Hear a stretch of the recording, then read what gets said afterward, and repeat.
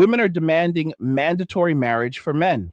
The real crisis is not that men are failing women, it is that the system built around female comfort, male provision, and endless social pressure is breaking down at the exact moment millions of men have decided they would rather live with less than keep paying for a deal that no longer makes sense. That is why the panic sounds so strange right now. It is not just about dating, and it is not even just about marriage. It is about what happens to a culture when the men it expected to keep showing up, keep paying, keep protecting, and keep pretending suddenly stop volunteering for the role. For years, the public story was simple. Men needed to evolve, men needed to soften, men needed to listen more, give more, spend more, tolerate more, and expect less in return. Men were told that if they just became more emotionally available, more useful, more patient, more understanding, and more financially stable, they would still have a meaningful place in modern relationships. But now that a growing number of men have stepped back and said no, now that they have reduced their participation in dating, marriage, cohabitation, and even basic social pursuit, the tone has changed almost overnight. Suddenly, the same culture that mocked male needs is deeply concerned about male absence. Suddenly, the same institutions that treated men as disposable are worried about low marriage rates, low birth rates, loneliness, economic stagnation, and social distrust. That is the part people need to understand. The conversation only becomes urgent when men stop supplying what everyone had quietly assumed they would always provide. And this is where the media sleight of hand begins. Because instead of honestly asking why so many men have lost faith in the modern arrangement, the message gets flipped around and repackaged into something more convenient. We start hearing that men are too picky, men are too cold, men are too withdrawn, men are aiming too high, men need to lower their standards, men need to be more realistic, men need to stop selecting based on youth, beauty, peace, cooperation, and genuine desire, and instead reframe their expectations around what the culture says women bring to the table. That is not analysis. That is negotiation through shame. It is an attempt to move the goalpost after the game has already turned ugly. Because when a system cannot persuade men with value, it tries to corner them with guilt. It tells them that what they naturally want is unfair, but what women naturally want is merely preference. It tells them that male standards are shallow, while female standards are self respect. It tells them that when men reject the deal, they are broken. But when women reject the deal, they are empowered. Once you see that pattern, the whole performance becomes impossible to unsee. Dating apps expose this more clearly than almost anything else because they turned romantic behavior into a cold marketplace. And marketplaces are brutally honest. In the real world, personality matters, presence matters, timing matters, chemistry matters, humor matters, confidence matters, and human interaction can soften rough edges that no profile picture ever will. But apps flatten all of that into an image, a few lines of text, and a split-second decision. That setup does not create balance. It magnifies selectivity, exaggerates perceived status, and rewards whichever side receives the most incoming attention. So when people pretend that men are somehow the more selective sex on these platforms, they are not describing what most men actually experience. What most men experience is invisibility. A small percentage of men absorb a disproportionate amount of attention. A large percentage of women receive more inbound interest than their offline equivalents would suggest. And the platform itself interprets demand as value. That is the trick. It is not measuring human worth, it is measuring traffic. A woman can be treated as high tier because the app economy funnels more attention toward her. A man can be treated as low tier because the same system leaves him standing in a digital waiting room with number 73 in his hand. The algorithm is not God, it is just a machine that reflects supply, demand, and user behavior, then feeds those patterns back into the population. until people mistake market distortion for reality. That distortion has consequences because once enough people live inside it long enough, they start forming beliefs that travel offline. Women who receive enormous digital attention can begin to assume that this attention reflects permanent relational value, when in many cases it reflects nothing more than male initiation habits, platform incentives, and inflated visibility. Men who receive little or no attention can begin to conclude that modern dating is not merely difficult, but structurally pointless. Then both sides become more cynical. Women raise expectations because abundance appears endless. Men either over pursue a narrow band of highly visible women or withdraw altogether because the process feels humiliating, inefficient, and rigged. This is not healthy for anyone, but it is especially destructive when a culture refuses to admit the asymmetry and instead blames the less rewarded side for not trying hard enough. Telling men to lower their standards in that environment is not a serious solution. It is like watching someone get priced out of a broken housing market and telling them the real problem is that they still want walls and a roof. Men are not rejecting these arrangements because they expect perfection. Many are rejecting them because the cost is high, the trust is low, the return is uncertain, and the penalties for choosing badly can follow them for years. That is the wider point that keeps getting dodged. Men are not simply opting out because they cannot get what they want. Many are opting out because they finally understand what they do not want. They do not want confusion sold as modernity. They do not want endless emotional negotiation with no security and no peace. They do not want relationships where they are expected to provide old school effort under new school rules that can change without warning. They do not want homes that feel like legal traps. They do not want to invest into arrangements where duty is demanded from them, but gratitude is considered outdated. And perhaps most of all, they do not want to be treated as backups. That part matters. A lot of modern commentary still assumes men will patiently wait while women spend their prime years chasing excitement, status, novelty, and personal autonomy, only to later announce that stability, loyalty, and dependable male provision have suddenly become deeply attractive. But by then, a growing number of men have already learned the lesson. They were never first choice, they were future utility. And once a man feels that clearly enough, once it sinks into his bones that he is being approached not from affection, but from necessity, a switch flips. The warmth goes. The instinct to rescue goes. The desire to negotiate goes. What remains is detachment. And detachment are very difficult to manipulate because they have already made peace with less. That peace is what a lot of commentators still do not understand. They keep analyzing men as if men are just frustrated consumers waiting to be tempted back into the store. But many of the men walking away are not pacing their apartments in despair because they do not have a wife.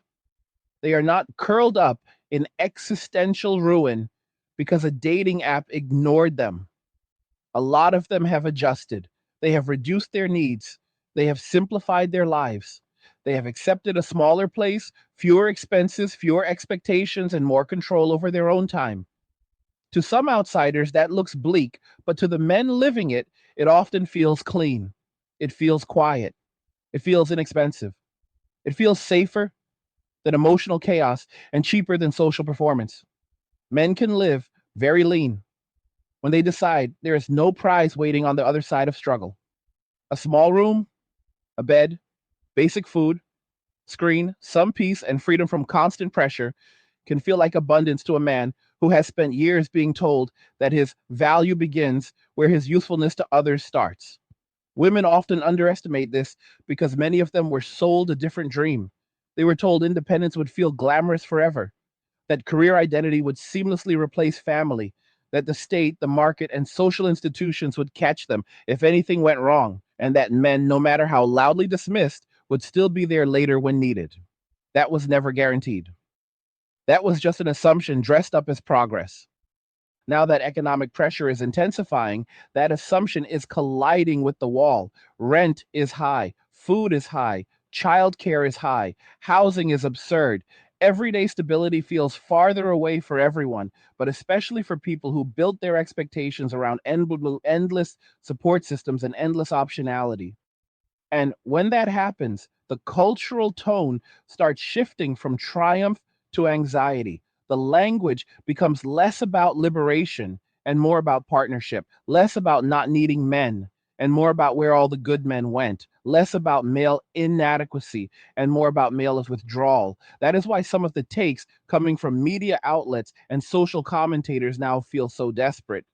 They are not merely trying to describe a social problem, they are trying to reverse engineer male participation without admitting what made men withdraw in the first place. So instead of accountability, they reach for pressure. Instead of reflection, they reach for narrative management. Instead of asking whether modern institutions have made lasting trust impossible, they declare that men have become too selective, too unkind, too suspicious, too unwilling to compromise. In other words, the people who spent years normalizing female standards now want to pathologize male standards the moment they begin to matter.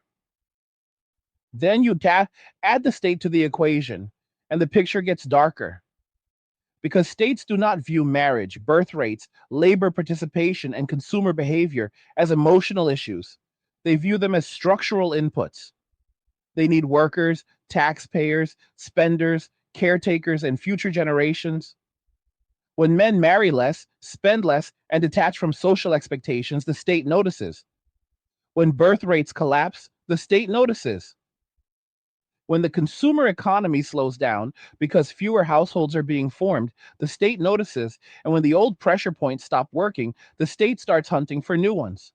That is why you see all these strange signals around the world: policy tweaks, tax adjustments, moral messaging, fertility campaigns, public guilt, soft propaganda dressed as concern. Different countries express it differently, but the underlying fear is similar. A society built on constant extraction cannot function smoothly when too many men become economically minimalist and romantically non-compliant. A man who avoids marriage, avoids children, avoids debt, avoids unnecessary consumption, and keeps his footprint small is hard to steer. He is not the ideal citizen for a system that depends on long chains of obligation. He is a loose wire. Enough loose wires and the whole board starts smoking. That is why these headlines and proposals that once sounded absurd no longer feel so absurd. The idea of pushing men toward marriage more aggressively, socially or politically, would have sounded laughable to some people a few years ago. Now it sounds like the sort of thing desperate institutions might genuinely flirt with, whether directly through policy or indirectly through relentless cultural pressure. But here's the part they still refuse to grasp: compulsion cannot recreate trust. You cannot bully men back into sincerity. You cannot shame men into loving a system they believe has used them. You cannot force warm participation out of cold compliance. At best, you can produce technical obedience. You can produce signatures, appearances, photographs, legal arrangements, shared addresses, and public rituals. But if the inner contract is dead, the outer contract becomes a shell. The man shows up physically but withdraws spiritually. He follows the rules without investing his heart. He does the minimum required, records everything, protects himself, limits exposure, and treats the relationship like risk management instead of devotion. The state may count that as success on paper, but paper cannot raise a healthy culture. Paper cannot generate admiration. Paper cannot fake loyalty. Paper cannot repair a civilization where one side no longer trusts the terms. And when men stop seeing relationships as sacred and start seeing them as systems, the whole atmosphere changes. That is when you get what I would call administrative intimacy, where every interaction is filtered through caution, documentation, and self protection. Every disagreement becomes a potential file. Every accusation becomes a future liability. Every emotional outburst becomes evidence. Every shared space becomes a zone of legal and reputational awareness. That is not romance, that is coexistence under surveillance. And once a culture arrives there, once enough men conclude that love has been replaced by procedure, and that marriage has become a machine with blades hidden inside the housing, tax, custody, and social reputation systems, the old motivational language stops working. You cannot sell sacrifice to people who expect punishment for trusting. You cannot demand tenderness from people who believe tenderness is the opening move in a trap. That does not create a healthy male backlash so much as a glacial one. Men do not need to shout. They simply stop volunteering. They stop approaching. They stop mentoring. They stop risking. They stop rescuing. They stop believing. And a society can mock that for a while, but eventually it has to live with the consequences. The most dangerous part is that many institutions still interpret this withdrawal as temporary, like a mood that can be corrected with enough media pressure and enough carefully crafted shame. I do not think that is what this is. I think a lot of men have crossed a psychological border. Once a man learns how little he truly needs in order to feel at peace, once he discovers that solitude can be cheaper than conflict, cleaner than performance, and more honest than being tolerated for utility, he becomes very difficult to recruit back into a bad deal. That does not mean he hates women. It does not mean he has given up on life. It means he has revised the value equation. He is no longer asking, how do I gain access to this world? He is asking, why would I re enter a world that punishes me for participating and insults me for hesitating? That is a very different mindset, and it is spreading quietly beneath all the noise. The headlines may still frame men as confused, lonely, immature, or stubborn, but a lot of these men are not confused at all. They are clear, painfully clear. And when clarity arrives after years of illusion, it can look harsh from the outside because illusions are soft and clarity is steel. Clarity also reveals something else that people do not want to say out loud, which is that a great many modern women were encouraged to build lives around leverage rather than reciprocity. They were told that access to them was the prize, that their attention was currency, that their approval was power, and that the old need to be cooperative, deeply supportive, peaceful, loyal, and genuinely appealing to men could be softened or postponed without real consequence. As long as there was attention, there was assumed value. As long as there were options, there was assumed security. As long as there was social applause, there was assumed progress. But leverage is not the same thing as value, and attention is not the same thing as commitment. A woman can be praised online, pursued casually, admired visually, validated socially, and still discover too late that none of those things convert into the kind of stable, enduring male investment that actually sustains a life when the lights dim and the bills keep coming. That is where the panic begins, because a lot of people confuse temporary market heat with permanent relational worth. They assumed that if men wanted access in one context, men would gladly provide commitment in another. They assumed that if a woman could generate desire, she could eventually convert that desire into dependable provision on her own timetable. But desire is easy to generate, trust is not, excitement is common, respect is not, attention floods quickly and drains even faster. The years pass anyway, and when the social fog clears, some women are left staring at the wreckage of a strategy that was marketed as empowerment but functioned more like a countdown clock with better lighting. This is why you now hear so many attempts to redefine what men should want. Instead of asking why men are not naturally responding with enthusiasm, the culture tries to revise the criteria after the fact. Men are told that what really matters is maturity, ambition, experience, education, independence, and a polished self narrative. They are told that they should prioritize the traits women admire in themselves, even if those are not the same traits men most deeply respond to in a partner. That mismatch is central to the problem. Men and women are not selecting for identical things, and pretending otherwise only creates more resentment. A man can appreciate competence, intelligence, and resilience in a woman while still placing a high value on youth, warmth, softness, beauty, loyalty, peace, and the sense that being with her makes life feel lighter rather than heavier. That does not make him defective, it makes him male. But modern discourse often treats male preference like a public relations problem. If men prefer youth, they are shallow. If men prefer peace, they are insecure. If men prefer beauty, they are unserious. If men prefer lower baggage, hey guys, in a world pushing you to own nothing and be happy, crypto is your key to survival. Join Angry's Crypto Academy to master buying, selling, and trading crypto. Make huge profits and safeguard your wealth.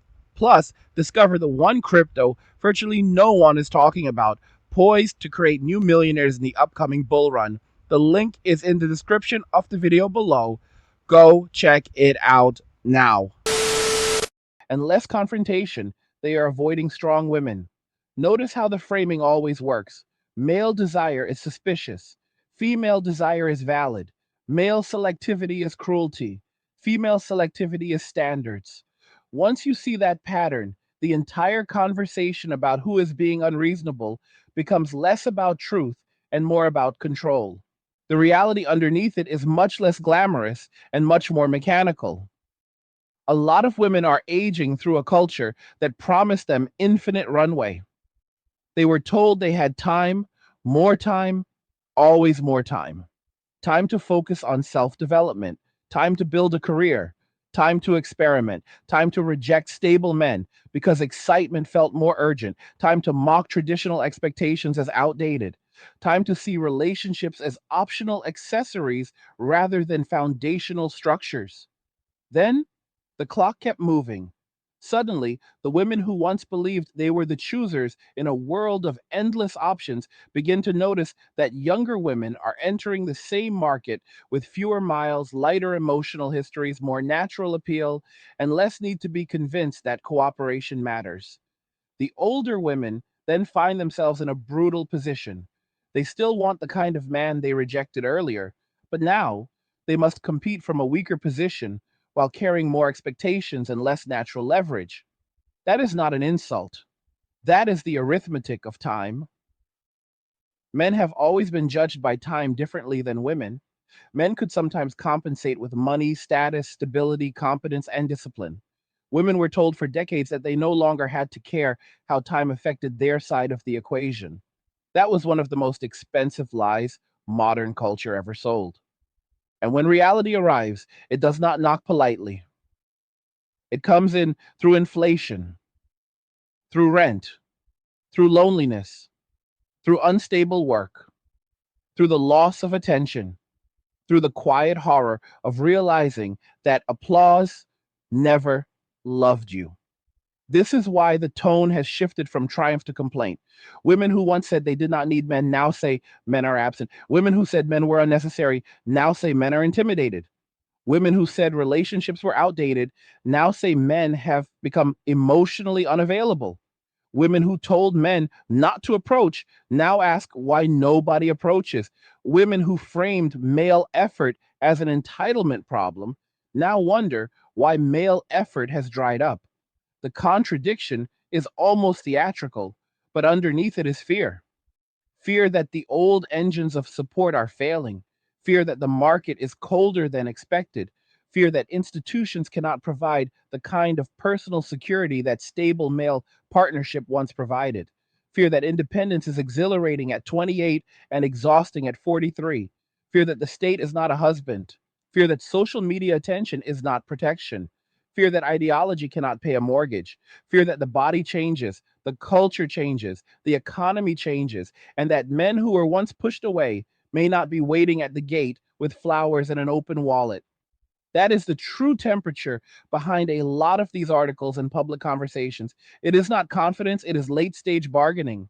At the same time, governments are beginning to reveal just how anxious they are about social withdrawal, especially male withdrawal. This anxiety is not moral, it is logistical. States can tolerate a lot, but they cannot indefinitely tolerate shrinking birth rates, shrinking family formation, shrinking taxpayer compliance, shrinking civic trust, and a broad male drift away from institutions. Population of unmarried, distrustful, low spending men is difficult to monetize, difficult to inspire, and difficult to use as the dependable ballast of a system that depends on organized obligation. Married men tend to consume more, pay more, borrow more, buy homes, raise children, accept responsibility, and stay tied into the machinery. Single men living lean and detached do not move through the system the same way. They are lighter, they are harder to saddle, they do not need as much, so they fear losing less. That kind of man is not ideal for any society whose model depends on debt, extraction, long term compliance, and endless consumption. This is why the panic is broader than gender. Gender is the stage where the drama is easiest to see, but underneath it is a fiscal and administrative crisis. The old social contract depended on men believing that sacrifice would be rewarded with family, respect, continuity, and a meaningful place in the future. If enough men stop believing that, the system has to either restore trust or increase coercion. And restoring trust would require honesty about how much damage has already been done. That is much harder than simply applying pressure. History gives us plenty of warnings about what happens when states start treating male independence as a threat instead of asking what conditions produced it. Even in ancient societies, governments understood that unmarried men represented something more than a private lifestyle choice. They represented a break in the chain of inheritance, loyalty, and population renewal. The state wanted men tied down, invested, predictable, and anchored to the next generation. When too many men remained outside that structure, rulers grew nervous, then hostile. They reached for moral condemnation, public shame, punitive restrictions, and legal pressure. What is striking is not that this happened, but that it often failed. Because once enough men decide that the exchange is not worth it, humiliation does not magically restore enthusiasm. It usually deepens alienation. A man who already feels unwanted, used, or distrusted does not become more loyal because the state scolds him. He becomes more convinced that the apparatus only values him as a tool. And once men begin seeing institutions that way, the emotional layer peels off. Duty is no longer sacred, it becomes transactional. Patriotism becomes skepticism, wearing a thin jacket, participation becomes compliance, and compliance becomes minimal. That is when a civilization starts looking strong in public while hollowing out in private. That hollowing out is exactly what people miss when they reduce this conversation to dating complaints or viral gender war clips. This is not just about who texts first, or who pays for dinner, or who has unrealistic expectations on an app. Those are surface symptoms. The deeper issue is that trust has been burned away in slow layers for decades, and a population without trust starts acting like a population under occupation. Men do the minimum. Women become more anxious and more demanding because the old forms of reassurance are gone. Institutions tighten controls because voluntary participation is weakening. The media intensifies blame because blame is cheaper than reform. And all of it feeds the same cycle. The more men feel distrusted and extracted from, the more they detach. The more they detach, the more pressure comes down on them. The more pressure comes down, the colder they become. This is not an explosive cycle, it is glacial, which makes it even more dangerous. Ice seems harmless until whole cities depend on the river, not freezing solid. That is also why so many men now talk less about anger and more about peace. Peace is the key word because peace suggests an alternative center of gravity. It means A man no longer organizes his life around female approval, institutional validation, or public narratives about what a good man should endure. He begins asking quieter questions. What do I actually need? What drains me? What is worth risking my mind for? What environments make me feel watched, cornered, or disrespected? What habits make life cheaper, calmer, and easier?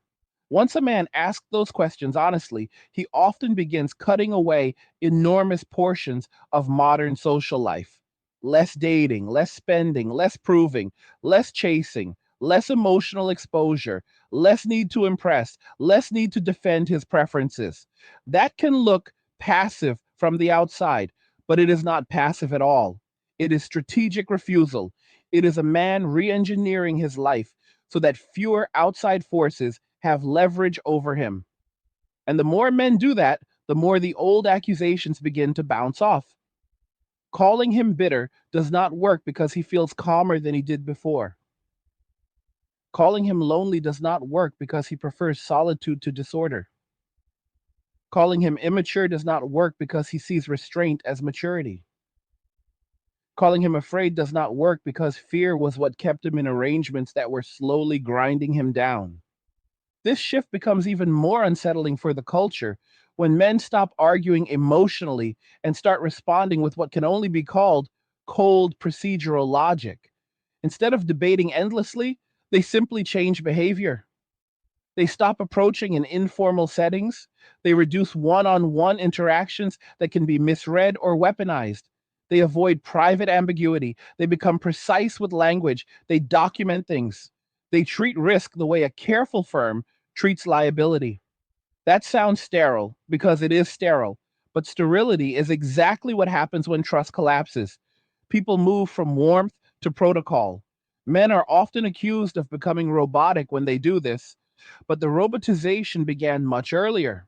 It began the moment normal male intent was reframed as suspicious, normal pursuit was reframed as pressure, normal boundaries were reframed as insecurity, and normal male preferences were reframed as moral failures. Once every instinct is treated like potential evidence against him, a man either becomes chronically anxious or he becomes clinical. More and more are choosing clinical. They do not want misunderstanding, ambiguity, or improvisation where the stakes are too high. They want clean lines, controlled variables, and exits that remain open. That is not how healthy human life should look, but it is how many men adapt when they no longer feel culturally protected by common sense or good faith. South Korea is often discussed in fragments, but the broader lesson there is important because it shows how male adaptation can take a form that is not loud rebellion, but exacting withdrawal.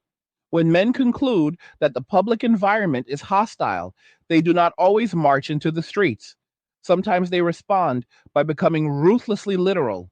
If they are told not to approach, they stop approaching. If they are told to avoid unnecessary closeness, they avoid it entirely. If informal mentorship can be misread, they stop offering it. If women say they want strict fairness in highly competitive spaces, men stop cushioning competition. The result is not liberation. It is harsher systems, colder workplaces, fewer informal bridges, and an atmosphere where the human softness that once helped things function is removed. Women often do not want that version of equality, just as states often do not want that version of compliance, because both systems depended on unspoken male buffers. They depended on men bending the rules slightly out of goodwill, attraction, protection, or social instinct. Once men stop bending and begin acting like exact readers of policy, both the gender environment and the institutional environment become much less forgiving. That is what many people still fail to grasp. A cold man is not always a violent man or a dramatic man. Very often, he is a technical man. He follows the letter, withdraws the spirit, and lets the machine run without grease. The danger in that for women is obvious, but rarely stated plainly. Many women still assume that in the final analysis, men will choose humanity over system. They assume that if things get serious, if life becomes unstable, if conflict escalates, if the world grows harsher, men will step forward out of instinct and take care of things. Historically, many men did. They protected, absorbed, fixed, endured, and carried burdens without needing much applause. But protection is one of the first instincts to die when a man feels like the people he is expected to protect do not love him, do not trust him, and would happily feed him into the gears of the legal and social machine if doing so served them. Men do not protect abstractions forever. They protect what feels like theirs in a meaningful sense, what feels reciprocal, what feels loyal, what feels worth preserving. If the state is experienced as a warden rather than a homeland, if women are experienced as adversaries rather than partners, then the protective instinct erodes. In its place comes something thinner and darker, a desire to be left alone, a desire to preserve only one small circle, maybe not even that, a desire to let institutions that despise him solve their own problems. That shift matters more than most people understand because male indifference is far more destabilizing than male anger.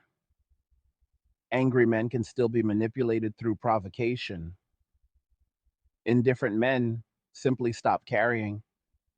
This is what makes the current moment so serious. We are not looking at a temporary spat between the sexes. We are looking at the long consequence of teaching men that they exist to serve systems that increasingly refuse to honor them as men. We are looking at what happens when marriage is no longer trusted, fatherhood is no longer secure, the workplace is no longer relational, public life is no longer informal, and women are encouraged to see male sacrifice as baseline rather than gift. Men adapt, they always adapt. But adaptation is not always healthy for the larger culture. Sometimes adaptation means withdrawal from precisely the behaviors that once held the whole thing together. Men stop mentoring young people. Men stop volunteering for burdens outside their immediate self interest. Men stop investing in communities that do not feel like home. Men stop going the extra mile at work. Men stop assuming social risk. Men stop seeing strangers as their concern. They shrink their radius and protect their peace. Again, from the outside, this can look selfish. In some cases, it is selfish, but in many cases, it is what happens after years of asymmetrical obligation. A man who feels that the public square has become a casino rigged against him will eventually stop walking onto the floor with cash in his hand. And once enough men do that, the cries for mandatory solutions become louder because voluntary male investment can no longer be assumed. That is where the fantasy of compelled intimacy starts creeping in, not always as explicit law, but as a pressure campaign disguised as social necessity. Men must marry for the economy. Men must marry for the birth rate. Men must marry because lonely women are suffering. Men must date women they do not want because female disappointment has become a political issue. Men must reopen their wallets because consumer activity is falling. Men must re enter the pipeline because the state needs future labor. Notice how none of this is rooted in love. None of it is rooted in respect. None of it asks what men gain in spiritual, emotional, or civilizational terms. It all flows in one direction. Come back, pay again, build again, believe again, risk again, trust again. But trust does not regrow because a headline wants it to. Trust regrows when reality changes, when standards become mutual, when incentives become sane, when truth is told clearly, and when men can once again look at the future without feeling like they are walking into a polished trap with their own name engraved on the lid. That is why forced solutions would fail, even if they were somehow implemented more aggressively. You can coerce structure, but you cannot coerce meaning. You can push people into marriages, but you cannot make those marriages alive. You can raise pressure, but pressure without trust only produces smarter forms of evasion. Men will adapt around the command. They will comply on paper and detach in practice. They will make the home a legal bunker rather than a sanctuary. They will limit vulnerability. They will control exposure. They will separate affection from obligation and guard the first while satisfying only the bare minimum of the second. Some will avoid living together as much as possible. Some will keep independent systems of money, records, and evidence. Some will become emotionally unreadable. Some will perform stability while feeling none of the deep loyalty that once made sacrifice natural. The state might get its form, women might get their title, but neither would get the substance they believe they are recovering. And that is the tragedy of trying to engineer love through pressure. The harder the system squeezes, the more it produces men who understand compliance without attachment, function without faith, and coexistence without devotion. The deeper consequence of all of this is that the culture begins to lose its ability to tell the difference between participation and performance. On the surface, things can still look normal. People still go to work. People still form relationships. People still move into shared spaces. There are still weddings, still announcements, still photos, still public displays that suggest continuity. But underneath, the motivations are changing in ways that do not show up in a picture. When trust fades, people stop acting out of belief and start acting out of calculation.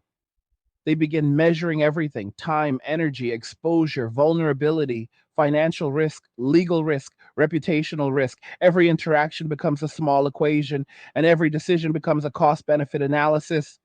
That may sound like intelligence, but over time, it drains the humanity out of everyday life. Relationships become strategic rather than natural. Cooperation becomes conditional rather than instinctive. Even kindness becomes selective, offered only where the perceived risk is low. This is how a society can remain functional on the outside while quietly becoming brittle on the inside. It does not collapse all at once, it loses elasticity first. It stops bending, then one day it snaps. What accelerates that brittleness is the growing gap between narrative and lived experience. Official messaging continues to paint a picture of equality, opportunity, empowerment, and shared progress, but individual experiences increasingly contradict that picture. Men are told that they are privileged while feeling disposable. Women are told that they are independent while feeling financially and emotionally strained. Both sides are told that the system is working while quietly noticing that something is off. When enough people feel that gap, trust in the narrative itself begins to erode. And once the narrative loses credibility, the institutions that rely on it begin to weaken as well, because belief is not just an emotional luxury, it is structural glue. It is what allows people to cooperate without constant suspicion. It is what allows people to accept short term sacrifice for long term stability. It is what allows men to invest in families, communities, and countries with the expectation that their effort will be respected and their position will be protected. Without that belief, cooperation becomes fragile. It must be constantly enforced rather than naturally sustained. This is where the conversation about loneliness often gets misrepresented. Loneliness is not simply about physical isolation or lack of contact. It is about lack of meaningful connection, and meaningful connection requires trust. You can place people in the same room, even in the same bed, and still have loneliness if trust is absent. A man can be surrounded by people and still feel alone if he believes that every interaction is transactional or conditional. A woman can have attention from dozens of sources and still feel alone if none of that attention translates into genuine commitment or emotional security. The culture tends to treat loneliness as a logistical problem that can be solved by increasing interaction, but that misses the point. The real issue is that the quality of interaction has degraded because the foundation of trust has been weakened. And without that foundation, adding more interaction only multiplies the noise. it does not restore the signal. In that environment, people begin to develop coping strategies that are often misunderstood by outsiders. For men, one of the most common strategies is simplification. They reduce their exposure to chaotic environments. They minimize unnecessary obligations. They focus on controllable elements of life, such as work, hobbies, fitness, and personal routines. They become selective, not just in relationships, but in all forms of engagement. This is not always driven by bitterness. In many cases, it is driven by a desire for stability and predictability. A man who has experienced enough volatility will naturally begin to prioritize calm. He will begin to value environments where expectations are clear, outcomes are measurable, and the risk of sudden disruption is low. That often leads him away from traditional social pathways that once provided meaning, but now feel unpredictable or adversarial. For women, the coping strategies can look different but are rooted in similar pressures. Some double down on independence, attempting to compensate for instability by increasing control over their own lives. Others intensify their search for partnership, feeling the urgency of time and the weight of economic reality. Some oscillate between the two, moving from independence to partnership and back again, trying to find a balance that feels secure. What complicates this further is that many women were encouraged to delay the development of relational skills that would have been most effective earlier in life. They were told that those skills were optional, that they could be learned later, that they would always have time to refine them. But relational dynamics are not like academic subjects that can be mastered on demand. They are shaped by habits, expectations, and emotional patterns that develop over years. When those patterns are formed in environments that prioritize autonomy over cooperation, it becomes difficult to switch modes later without friction. This friction shows up in subtle but important ways. Communication becomes strained because expectations are misaligned. Men may expect appreciation for stability, while women may expect continued emotional intensity. Men may prioritize peace and consistency, while women may seek validation and engagement. Neither side is necessarily wrong in isolation, but the mismatch creates tension. And when tension is layered on top of low trust, even small disagreements can escalate quickly. Each side begins to interpret the other's behavior through a defensive lens. Actions are scrutinized, motives are questioned, and the benefit of the doubt becomes rare. This is how relationships that could have been functional in a different cultural context become fragile in the current one. Another factor that intensifies this dynamic is the role of technology in shaping perception. Social media, in particular, creates a constant stream of comparison and validation that distorts how people evaluate their own lives. Women may see curated images of other women receiving attention, gifts, or experiences and begin to feel that their own situations are lacking. Men may see representations of success, wealth, or romantic conquest and feel that they are falling short. These comparisons are rarely grounded in reality, but they influence expectations nonetheless. They raise the baseline for what people believe they deserve, often without increasing their willingness to invest in achieving or sustaining those outcomes. This creates a gap between expectation and reality that can be difficult to reconcile. At the same time, technology reduces the cost of disengagement.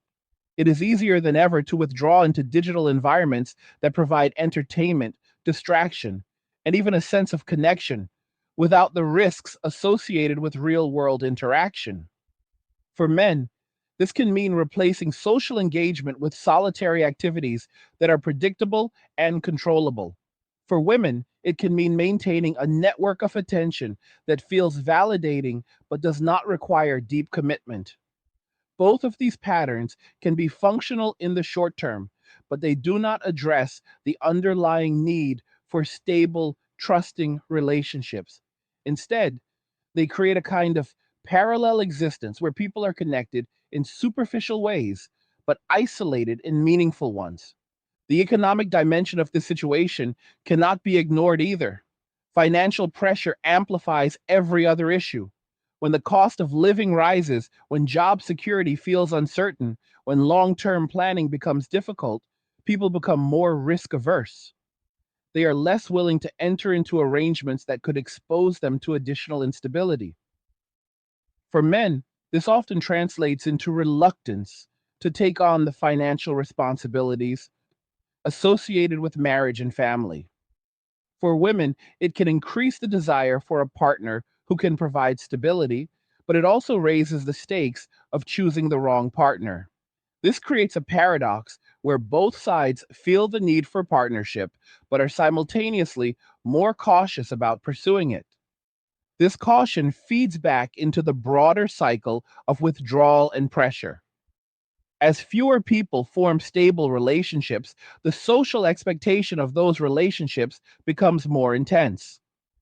The remaining participants are expected to carry more weight, to meet higher standards, to compensate for the absence of others. This can make the prospect of participation even less appealing, particularly for men who already feel that the expectations are asymmetrical. The system begins to resemble a narrowing funnel where fewer and fewer individuals are asked to support the same or greater level of demand. That is not a sustainable configuration. What is often overlooked in these discussions is the role of cultural memory. Societies are shaped not just by current conditions, but by accumulated experiences and narratives. If a generation of men grows up hearing that they are unnecessary, problematic, or inherently flawed, that message does not disappear overnight. It influences how they see themselves and how they engage with the world. If a generation of women grows up hearing that they can have everything without trade offs, that message also lingers even when reality contradicts it. Changing these narratives requires more than policy adjustments or media campaigns. It requires a shift in how people understand their roles, their responsibilities, and their value to each other. That shift is difficult because it involves acknowledging uncomfortable truths. It involves recognizing that both sides have been influenced by narratives that did not fully prepare them for the realities they now face. It involves accepting that some of the strategies that were encouraged in the past are not producing the desired outcomes in the present. And it involves being willing to adjust expectations in ways that may feel like a step back from the ideals that were previously promoted. That kind of recalibration is rarely smooth. It requires humility, honesty, and a willingness to prioritize long term stability over short term validation. In the absence of that recalibration, the default trajectory is continued fragmentation. Men and women drift further apart in their expectations and behaviors.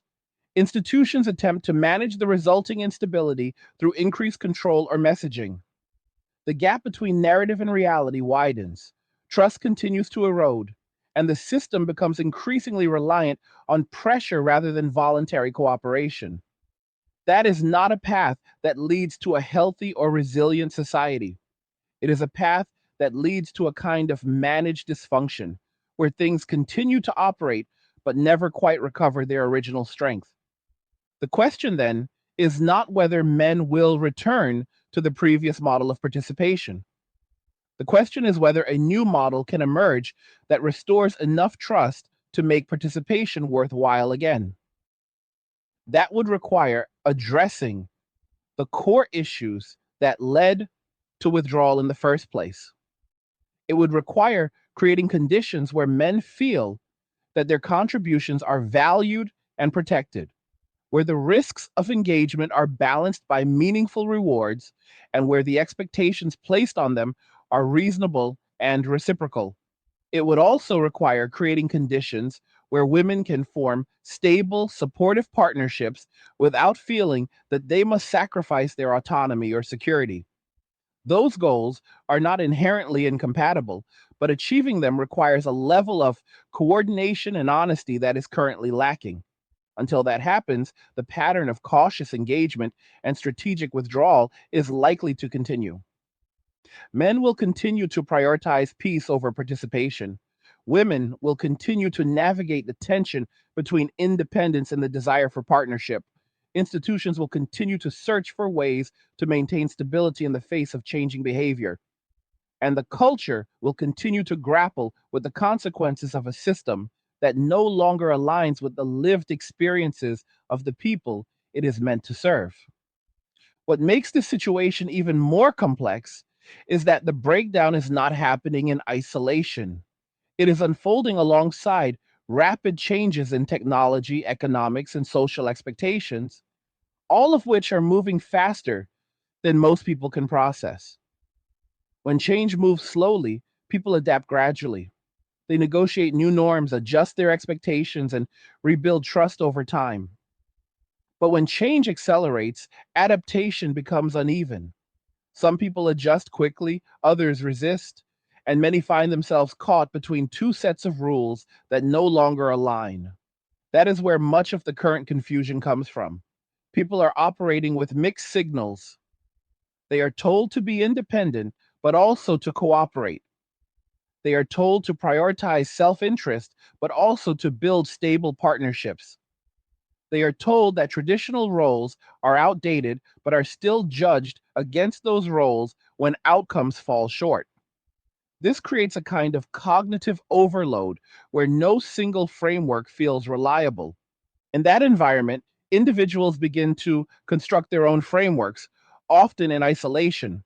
Men, in particular, tend to retreat into self defined systems that prioritize clarity and control. They create routines, set boundaries, and limit exposure to environments that feel unpredictable. They rely more on personal judgment than on social consensus. This can be effective on an individual level, but it reduces the amount of shared understanding that once made social coordination easier. When each person is operating according to their own internal rules, collective behavior becomes harder to predict. This unpredictability feeds back into the cycle of caution, making people even more hesitant to engage deeply with others. Women, facing a different set of pressures, often attempt to maintain connection while also protecting themselves from instability. This can lead to a dual approach where they seek both independence and partnership simultaneously. They may invest in their careers and personal development while also looking for a partner who can provide additional stability. The challenge is that these goals can sometimes conflict, particularly when the expectations placed on a partner are high and the pool of willing participants is shrinking. This can create a sense of frustration and urgency, especially as time progresses and the window for certain life choices narrows. The interaction between these two adaptive strategies is where much of the tension arises. Men are simplifying and withdrawing, reducing their exposure to risk. Women are balancing independence with a search for stability, often increasing their expectations in the process. When these approaches intersect, they can clash. A man who is focused on minimizing risk may be reluctant to engage with a partner who has high expectations or complex needs. A woman who is seeking stability may perceive that reluctance as a lack of commitment or effort.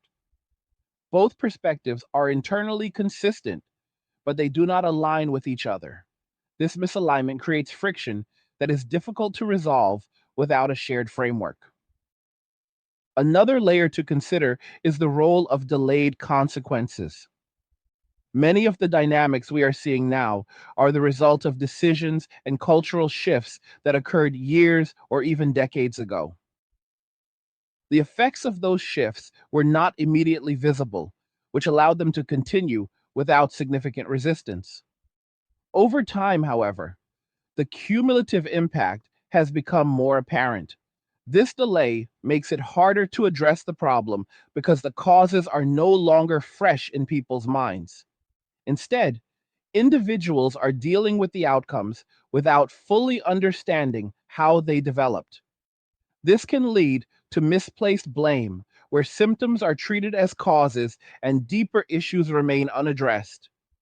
For example, the decline in marriage rates is often discussed as a current phenomenon, but it is rooted in a long series of changes in how relationships are perceived and structured. The increasing emphasis on individual fulfillment, the reduction of social pressure to marry, the expansion of career opportunities, and the normalization of alternative lifestyles all contributed to a gradual shift away from traditional marriage. None of these changes were inherently negative, but together they altered the incentive structure in ways that are only now being fully realized. When people attempt to reverse the trend without addressing the underlying incentives, they are likely to encounter resistance. The same principle applies to the economic dimension. The rising cost of living, the instability of certain job sectors, and the increasing burden of debt have all changed how people approach long term commitments. A generation that is financially strained is less likely to take on additional responsibilities, particularly those that involve significant risk. This is not a matter of attitude, but of practical constraint. When basic stability feels uncertain, adding layers of obligation becomes a difficult proposition. Any attempt to encourage greater participation in relationships or family formation must account for these economic realities.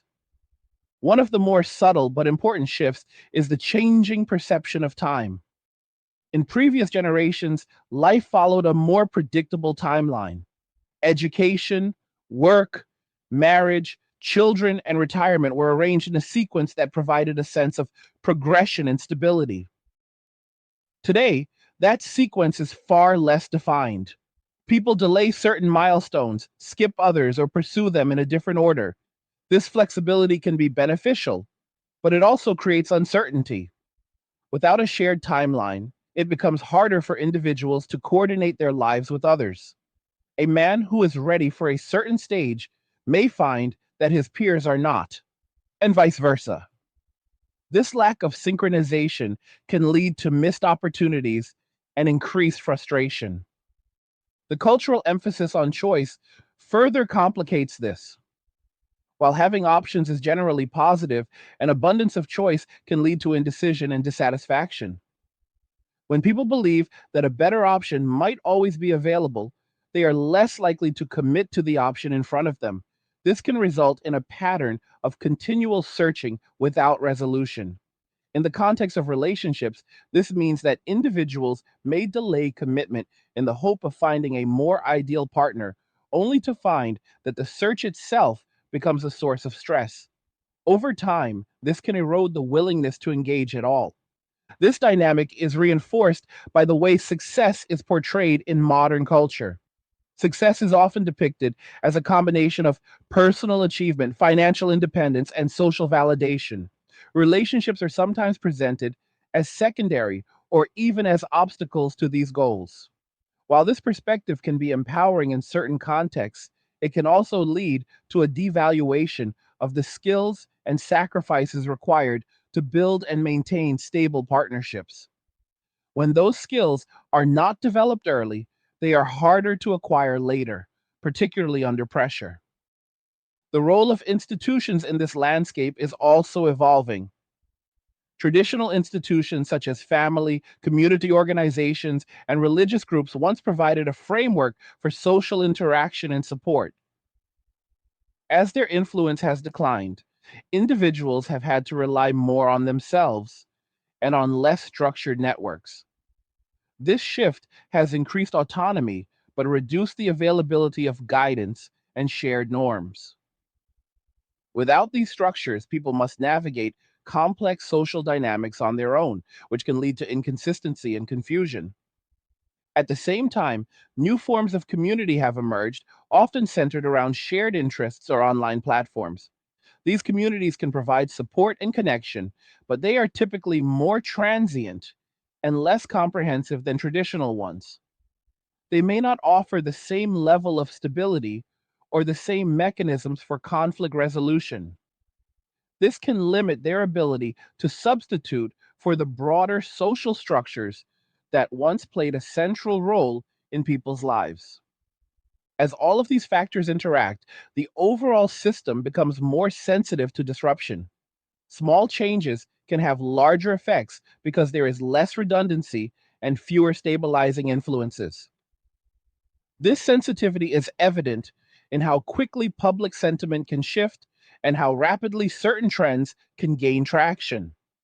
It also means that solutions must be carefully considered, as interventions in one area can have unintended consequences in another. For instance, policies aimed at increasing birth rates or encouraging marriage must take into account not only the immediate incentives they create, but also how they interact with existing social dynamics. If such policies are perceived as coercive or unfair, they may generate resistance rather than compliance. If they fail to address the underlying issues of trust and economic stability, they may have limited impact. Effective solutions require a holistic approach that considers the interconnected nature of the problem. This brings us back to the question of trust. Trust is not a single variable that can be adjusted independently. It is the result of consistent, positive interactions over time. It depends on fairness, transparency, and reliability. Rebuilding trust in the current environment will require changes at multiple levels, from individual behavior to institutional policy. It will require a willingness to acknowledge past mistakes and to create conditions that support better outcomes in the future. For men, this may involve creating spaces where their concerns are taken seriously and where their contributions are recognized without being taken for granted. It may involve developing new forms of community that provide support and purpose outside of traditional structures. It may also involve redefining what it means to participate in society in a way that aligns with their values and priorities. For women, it may involve reassessing expectations and developing strategies that balance independence with the realities of partnership. It may involve investing in relational skills that facilitate cooperation and stability. It may also involve engaging with men in ways that build trust rather than reinforce suspicion or competition. For institutions, the challenge is to create frameworks that support these individual efforts while addressing the broader structural issues. This includes ensuring economic stability, promoting fair and transparent policies, and fostering environments where cooperation is rewarded. It also involves resisting the temptation to rely solely on messaging or pressure, which can undermine trust if not backed by substantive change. Ultimately, the path forward will depend on the ability of individuals and institutions to adapt in a coordinated way. This does not mean returning to previous models, but rather developing new ones that reflect current realities. It requires a balance between autonomy and cooperation, between individual goals and collective stability. It requires recognizing that while the context has changed, the fundamental need for trust, respect, and meaningful connection remains the same.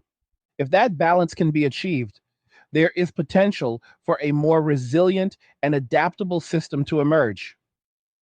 If it cannot, the current patterns of fragmentation and cautious engagement are likely to persist. The outcome is not predetermined, but it will be shaped by the choices made at every level, from personal decisions to public policy. One of the most overlooked forces shaping this entire situation is the silent recalibration of incentives. People often assume that behavior is driven primarily by values, but in reality, behavior follows incentives with remarkable consistency. When the incentives shift, behavior follows even if the language around it does not. For decades, the incentives surrounding relationships, marriage, and family formation have been gradually altered. In some cases, those changes were intentional. In others, they were unintended consequences of broader social evolution. But the end result is the same. The cost of participation has increased while the perceived stability and reward have decreased.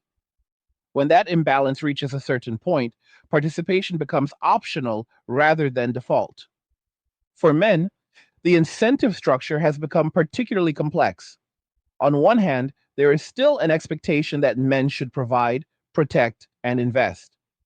On the other hand, the guarantees that once made those roles meaningful have weakened. Legal systems can feel unpredictable. Social narratives can feel hostile. Economic conditions can feel unstable. When you combine these factors, the rational response for many men is not to double down on participation, but to step back and reassess.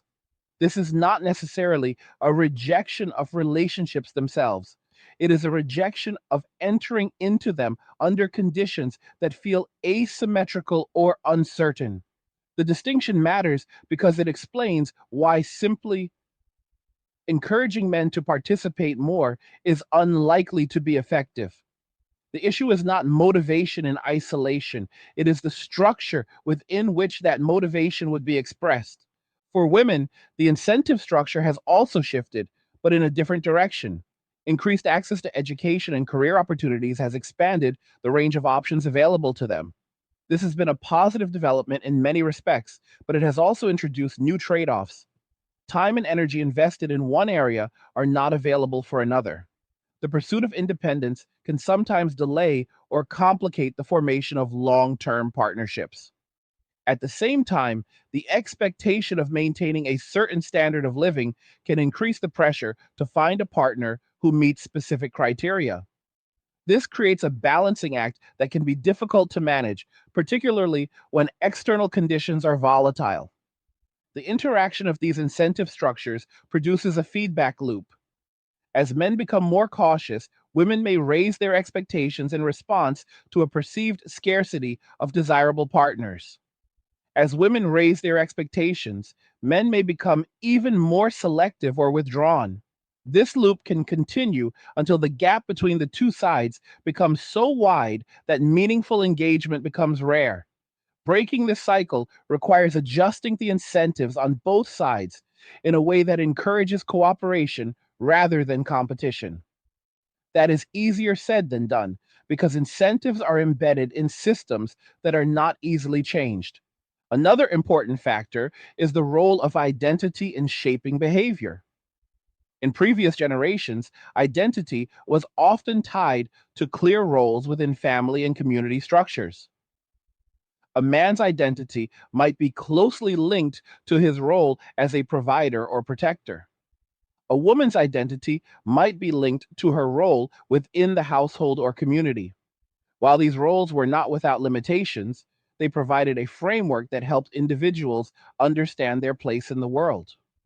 As these roles have become less defined, identity has become more fluid. This has allowed for greater individual expression, but it has also introduced uncertainty. Without clear reference points, individuals must construct their identities from a wide range of possibilities, which can be both liberating and destabilizing. For men, the erosion of traditional roles can lead to a sense of ambiguity about what is expected of them. If the old markers of success are no longer emphasized and the new markers are not clearly defined, it becomes difficult to measure progress. This can result in a form of disengagement where men focus on areas where they can achieve clarity and control, such as personal development or professional skills, while avoiding areas that feel ambiguous or unrewarding. For women, the expansion of roles can create pressure to excel in multiple domains simultaneously. The expectation to be both independent and relationally successful can be difficult to reconcile, particularly when the pathways to achieving those outcomes are not clearly aligned. The concept of fairness also plays a significant role in how these dynamics unfold. People are generally willing to accept challenges and responsibilities if they perceive the system as fair. When fairness is called into question, motivation declines. In the context of relationships, fairness is not just about equal distribution of tasks or resources. It is about the perception that both parties are contributing in ways that are meaningful and valued. When one side feels that their contributions are taken for granted or undervalued, resentment can build. This resentment can manifest as withdrawal, defensiveness, or increased demands, all of which further strain the relationship. At a broader level, perceptions of fairness extend to institutions and policies. If men feel that legal or social systems disproportionately disadvantage them, they may be less willing to engage with those systems.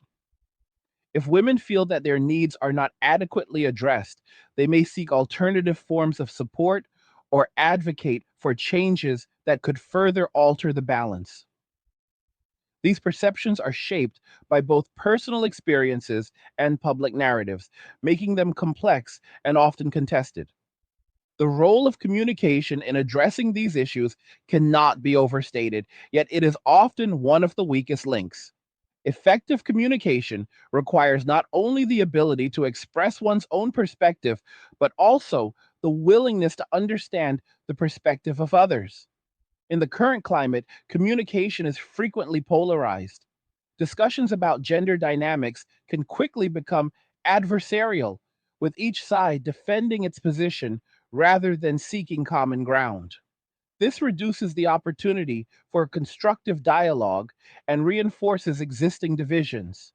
Improving communication would involve creating spaces where individuals can share their experiences without fear of dismissal or attack. It would require acknowledging that different perspectives can coexist and that understanding those perspectives is a prerequisite for finding solutions. This does not mean that all viewpoints are equally valid in every context, but it does mean that dismissing concerns outright is unlikely to lead to progress.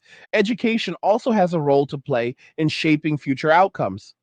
Beyond formal education, there is a need for practical knowledge about relationships, communication, and financial planning.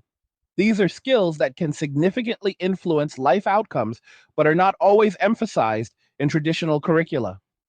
Providing individuals with the tools to navigate the complex social and economic environments can increase their confidence and reduce the likelihood of negative experiences that contribute to distrust. Another area that warrants attention is the concept of long term planning. In a rapidly changing environment, it can be difficult to think beyond the immediate future. However, many of the challenges discussed here are the result of long term trends. Addressing them requires a willingness to consider how current decisions will impact future outcomes. This applies at both the individual and institutional levels. Individuals must consider how their choices affect their long term stability and relationships. Institutions must consider how policies and narratives influence behavior over time. The idea of resilience is also relevant in this context. Resilience is not just about the ability to withstand shocks, but also about the capacity to adapt and recover. A resilient system is one that can absorb changes without losing its core functionality. In the current situation, resilience would involve creating conditions where individuals can form stable relationships and contribute to society even as external conditions evolve. This may require rethinking certain assumptions and being open to new approaches. One potential avenue for improving resilience is the development of hybrid models that combine elements of traditional and modern approaches. For example, relationships that incorporate both shared responsibilities and individual autonomy may be more adaptable to changing conditions. Similarly, communities that blend formal structures with informal support networks may be better equipped to provide stability. These hybrid models would need to be flexible enough to accommodate diverse needs while maintaining a core set of shared values. It is also important to recognize that change is not uniform across all segments of the population. Different groups may experience these dynamics in different ways based on factors such as age, socioeconomic status, and cultural background. This means that solutions must be tailored to specific contexts rather than applied universally. What works for one group may not be effective for another, and understanding these differences is crucial for developing targeted interventions. The role of leadership in guiding these changes is another critical factor. Leaders in both public and private sectors have the ability to influence narratives, shape policies, and create environments that either facilitate or hinder progress. Effective leadership would involve not only addressing immediate concerns, but also setting a vision for a more balanced and sustainable future. This requires a willingness to engage with complex issues and to make decisions that may not yield immediate results, but are beneficial in the long term.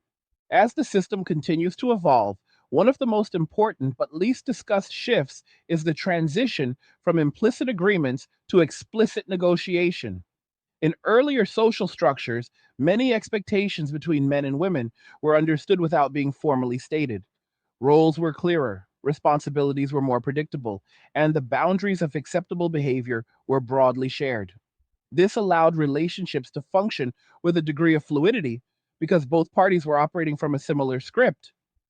Today, that script has been fragmented. What was once assumed must now be negotiated, often in real time and often without a shared reference point. This increases the cognitive load of every interaction. Instead of relying on common understanding, individuals must constantly interpret, clarify, and adjust. That process can be exhausting, and it introduces more opportunities for misunderstanding.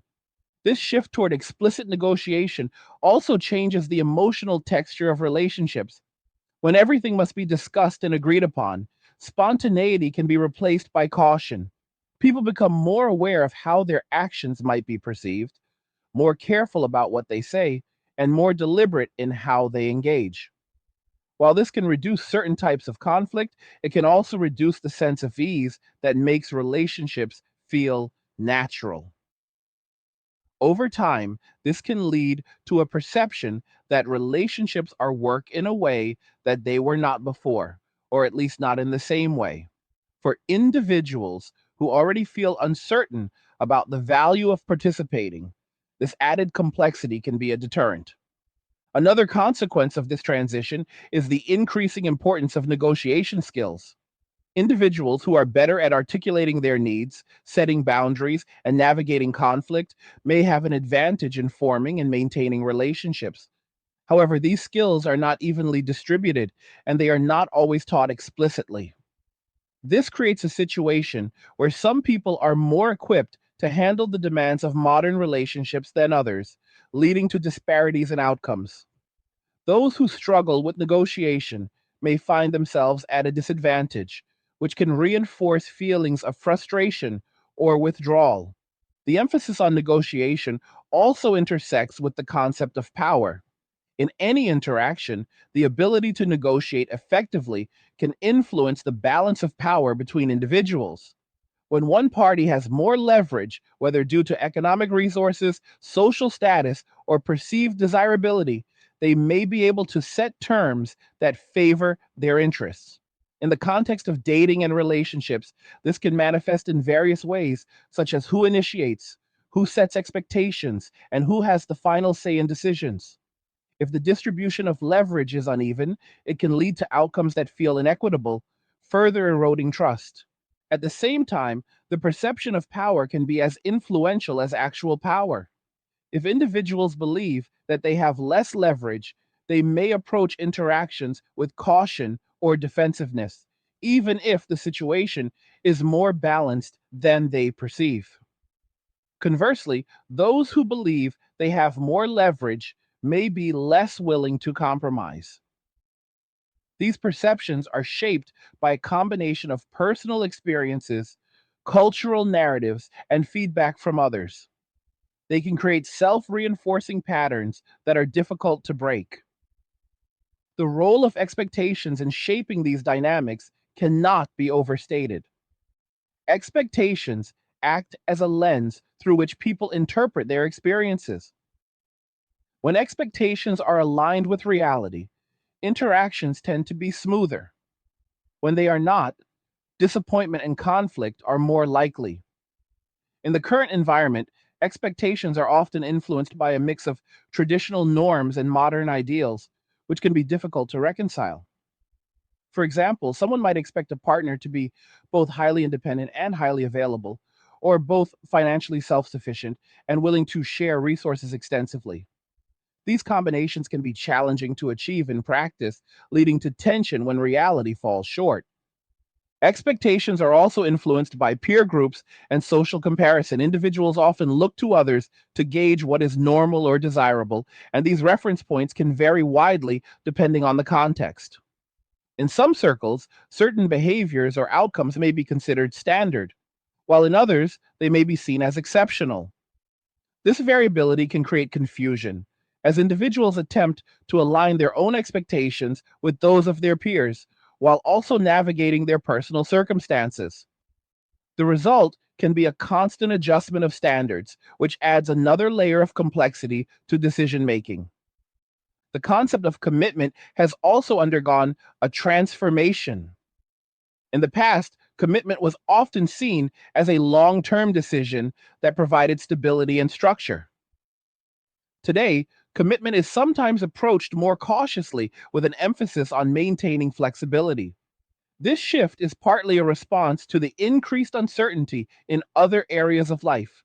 When economic or social conditions are unpredictable, individuals may be hesitant to make long term commitments that could limit their ability to adapt.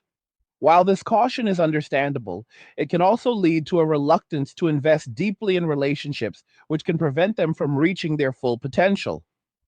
This cautious approach to commitment is reinforced by the availability of alternatives. The perception that other options are readily accessible can make it more difficult to settle on a single path. This is particularly true in environments where choice is abundant, such as online platforms. The presence of alternatives can create a sense of opportunity, but it can also lead to indecision. Individuals may delay commitment in the hope of finding a better option, only to find that the search itself becomes a source of dissatisfaction. This dynamic can create a cycle where commitment is continually postponed, leading to instability. The interplay between individual goals and collective outcomes is another important aspect to consider. Many of the choices individuals make are driven by personal objectives, such as career advancement, financial security, or personal fulfillment. These goals are legitimate and important, but when pursued in isolation, they can have unintended consequences for collective outcomes, such as family formation or community cohesion. The challenge is to find a balance where individual goals can be pursued without undermining the structures that support broader stability. This balance is difficult to achieve because it requires coordination across multiple levels. Individuals must be willing to consider how their choices affect others, and institutions must create conditions that align individual incentives with collective needs. When this coordination breaks down, the system can become fragmented, with individuals pursuing their own interests in ways that do not add up to a cohesive whole. This fragmentation can make it harder to address shared challenges as there is less common ground on which to build solutions. The role of culture in shaping these dynamics is significant. Culture provides the narratives and symbols that help people make sense of their experiences. It influences how individuals interpret their roles, their relationships, and their place in society. When cultural narratives are coherent and aligned with reality, they can provide guidance and stability. When they are fragmented or disconnected from lived experience, they can contribute to confusion and conflict. In the current context, cultural narratives around gender, relationships, and success are often contested, which adds to the complexity of navigating these issues. One potential way forward is to focus on developing shared principles that can serve as a foundation for interaction. These principles would not necessarily dictate specific roles or outcomes, but would provide a framework for how individuals engage with each other. For example, principles such as mutual respect, fairness, and accountability could help guide behavior even in the absence of rigid norms. By emphasizing these underlying values, it may be possible to create a more flexible yet stable environment. Another approach is to encourage incremental change rather than attempting to implement large scale solutions all at once. Small adjustments in behavior, expectations, and policies can accumulate over time, leading to meaningful improvements. This approach recognizes that complex systems are often resistant to sudden change, but can adapt gradually. It also allows for experimentation, where different strategies can be tested and refined based on their outcomes. The importance of feedback in this process cannot be overlooked. Effective systems rely on feedback to identify what is working and what is not. This requires mechanisms for gathering and interpreting information from a variety of sources. In the context of relationships and social dynamics, feedback can come from personal experiences, peer interactions, and broader data trends. By paying attention to this feedback, individuals and institutions can make more informed decisions. It is also important to consider the role of time in shaping outcomes. Many of the changes discussed here will not produce immediate results. Rebuilding trust, aligning incentives, and developing new norms are processes that unfold over extended periods. This can be challenging so in a culture that often prioritizes quick results, but it is necessary for achieving lasting stability. Patience and persistence are key components of this process. Another dimension that deserves careful attention is how risk perception has expanded beyond what most people consciously recognize. In earlier environments, risk in relationships was primarily emotional and financial. And while those risks were significant, they were also relatively bounded and socially understood.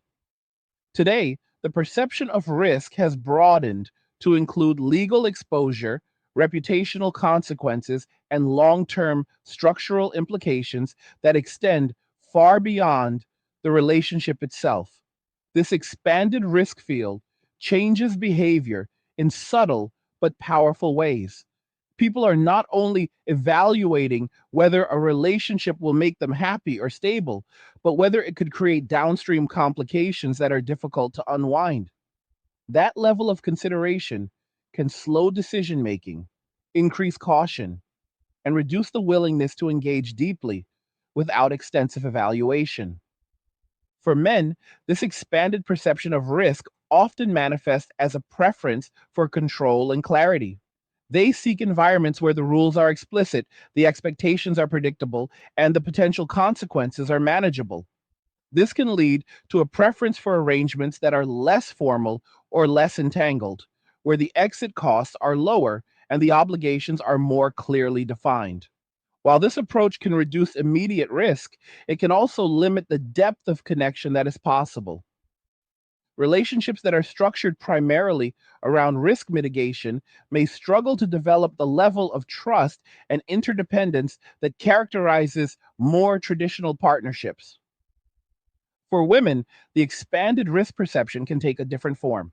It may involve heightened awareness of personal safety, financial security, and long term stability. This can lead to more careful screening of potential partners and a greater emphasis on qualities that signal reliability and commitment. At the same time, the awareness of risk can create tension between the desire for connection and the need for protection. Navigating this tension requires balancing openness with caution, which can be challenging in an environment where signals are often ambiguous. The interaction of these risk perceptions contributes to a climate where both sides are more guarded. Guarded behavior can be adaptive in the short term, but over time, it can inhibit the development of trust. Trust requires a willingness to accept some level of vulnerability. And when both parties are focused on minimizing risk, that willingness may be reduced. This creates a paradox where the conditions needed to build trust are constrained by the very mechanisms designed to protect individuals from harm. Another factor that influences behavior is the increasing importance of signaling. In complex environments where direct information is limited, people rely on signals to make judgments about others. These signals can include appearance, communication style, social networks, and various forms of public behavior.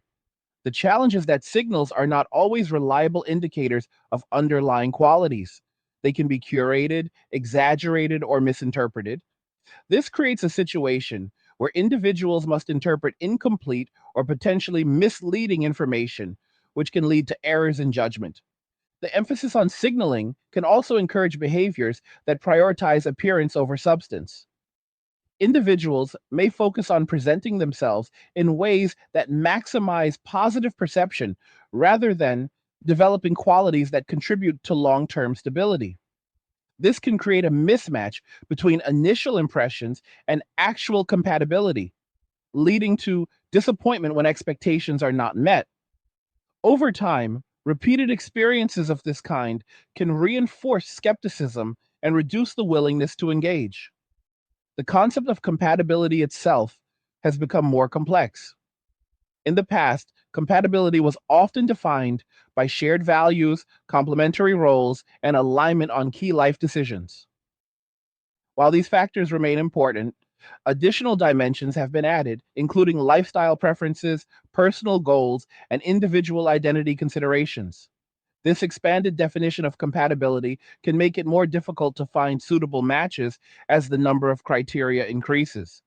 It can also lead to a focus on optimization, where individuals seek the best possible match according to a wide range of factors. While optimization can be beneficial in some contexts, it can also lead to overanalysis and difficulty in making decisions. This tendency toward overanalysis is further reinforced by the availability of information. With access to a wide range of data and opinions, individuals may feel compelled to evaluate every aspect of a potential relationship before committing. While information can be valuable, excessive analysis can lead to paralysis. The desire to make the optimal choice can prevent individuals from making any choice at all, particularly when the perceived cost of a mistake is high. The role of emotions in this environment is also worth examining. Emotions are a central component of human relationships, but they are influenced by context and perception. In a climate of uncertainty and caution, emotional responses may be tempered or delayed. Individuals may be less likely to express vulnerability or enthusiasm until they feel confident in the stability of the situation. This can create a slower pace of emotional development, which may be perceived as disinterest or detachment by others. Misinterpretations of this kind can lead to missed opportunities for connection. At the same time, the pressure to manage emotions effectively has increased. Individuals are often expected to regulate their emotional responses, communicate clearly, and resolve conflicts in constructive ways. While these expectations can contribute to healthier interactions, they also require a level of self awareness and skill that not everyone possesses. When these skills are lacking, conflicts can escalate or remain unresolved, further contributing to instability.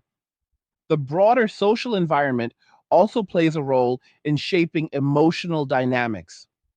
Public discourse around relationships and gender can influence how individuals interpret their experiences. Narratives that emphasize conflict or competition may lead individuals to approach interactions with a defensive mindset. Conversely, narratives that emphasize cooperation and mutual benefit may encourage more open engagement. The balance of these narratives can shift over time, affecting the overall tone of interactions. Another important consideration is the role of feedback loops in reinforcing behavior. When individuals experience a particular outcome, they adjust their behavior based on that experience. If a man encounters repeated rejection or negative outcomes, he may become more cautious or withdraw. If a woman encounters inconsistent or unsatisfactory interactions, she may raise her standards or alter her approach. These adjustments can create patterns that are self reinforcing. Over time, these patterns can become entrenched, making it more difficult to change course. Breaking these feedback loops requires interventions that alter the underlying conditions. This could involve changes in how individuals approach interactions, as well as broader changes in the environment that influence behavior. For example, creating opportunities for low risk interaction can help individuals build trust and gain positive experiences. Similarly, providing clear and consistent information about expectations can reduce uncertainty and improve communication. The role of community in supporting these changes is significant. Communities can provide a context for interaction that is more structured and supportive than broader social environments. They can offer opportunities for individuals to develop relationships gradually with feedback and support from others. They can also reinforce norms that encourage cooperation and mutual respect. However, the effectiveness of communities depends on their ability to maintain cohesion and adapt to changing conditions. In addition to community, mentorship can play a valuable role in guiding individuals through complex social dynamics. Experienced individuals can provide insights and advice that help others navigate challenges and avoid common pitfalls. This transfer of knowledge can accelerate learning and reduce the likelihood of negative outcomes. However, mentorship requires a willingness to share experiences and a recognition of its value, which may not always be present. The concept of accountability is another key element. Accountability involves taking responsibility for one's actions and their impact on others. In the context of relationships, this means recognizing how behavior contributes to outcomes and being willing to make adjustments when necessary. Accountability can help build trust and improve communication, but it requires a cultural environment that supports honest reflection rather than assigning blame.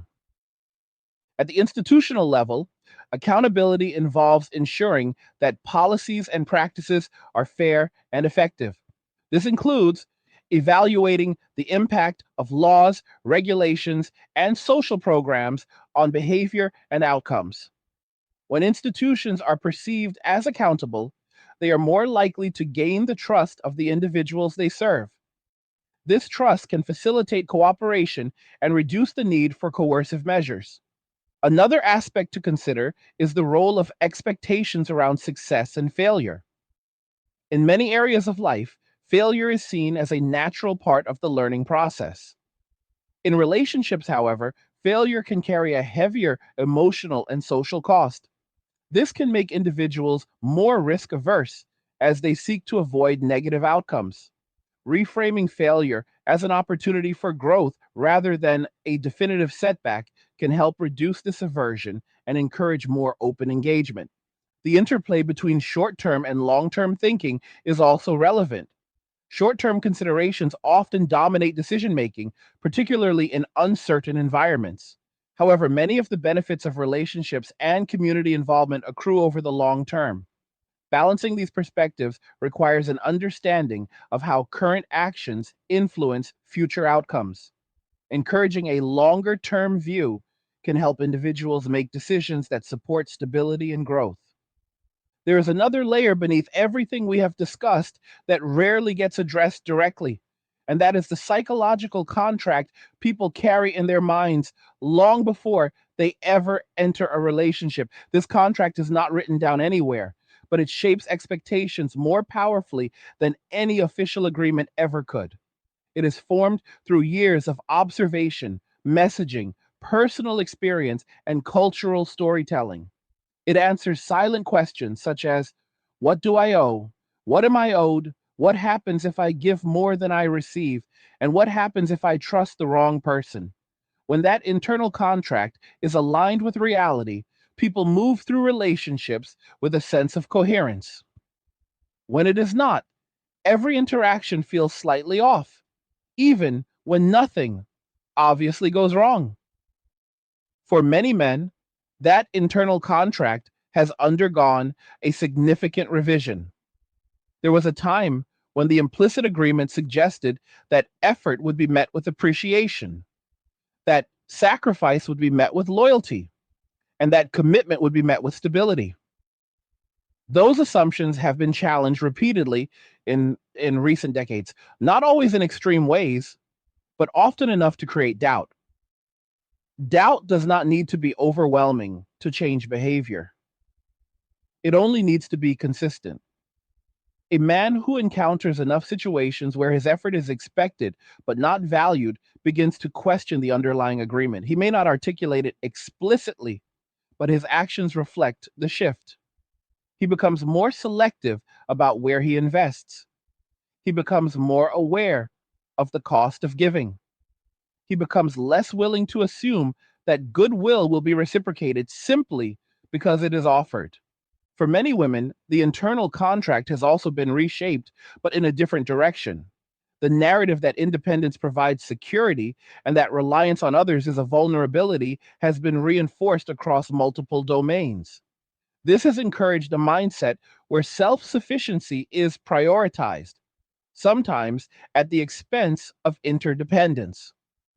At the same time, the desire for partnership has not disappeared. This creates a dual contract where independence and connection are both expected, but the terms under which they coexist are not always clear. This ambiguity can lead to situations where expectations are misaligned, not because either party is acting in bad faith, but because they are operating from different internal agreements. When these differing contracts meet, friction is almost inevitable.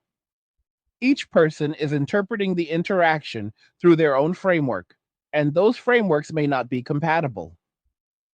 A man may interpret a situation as one where he is being asked to give without clear return, while a woman may interpret the same situation as one where she is seeking support that she believes is reasonable.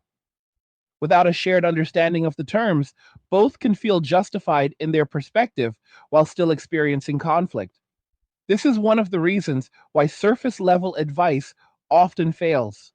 It addresses behavior without addressing the underlying assumptions that drive that behavior. And another critical element is the way people process uncertainty.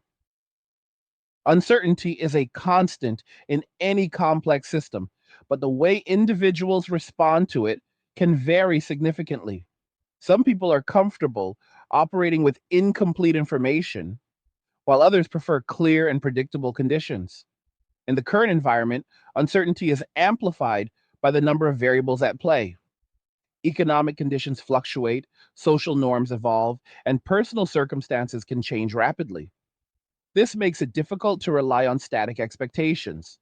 As a result, individuals develop strategies to manage uncertainty, such as delaying decisions, seeking additional information, or limiting exposure to unpredictable situations. For men, managing uncertainty often involves reducing variables. They simplify their environment, focus on controllable factors, and avoid situations where the outcome is highly dependent on external influences. This approach can be effective in maintaining stability, but it can also limit opportunities for growth and connection. For women, managing uncertainty may involve gathering more information, seeking validation from multiple sources, and maintaining a network of options. This can provide a sense of security, but it can also lead to overextension and difficulty in committing to a single path. These strategies are not inherently incompatible, but they require coordination to function effectively in a shared context. The concept of trust is closely tied to how uncertainty is handled. Trust allows individuals to act in the face of uncertainty by reducing the perceived risk of negative outcomes. When trust is present, people are more willing to take chances, invest in relationships, and commit to long term plans. When trust is absent, uncertainty becomes a barrier to action. People hesitate, delay, and sometimes withdraw entirely. Building trust in a high uncertainty environment is challenging because it requires consistent positive experiences over time, which can be difficult to achieve when conditions are volatile. One of the ways trust can be built is through small incremental interactions that demonstrate reliability and consistency. These interactions do not need to be dramatic or transformative. They need to be predictable and positive. Over time, they create a pattern that individuals can rely on, reducing the perceived risk of deeper engagement. However, this process requires patience and a willingness to invest without immediate return.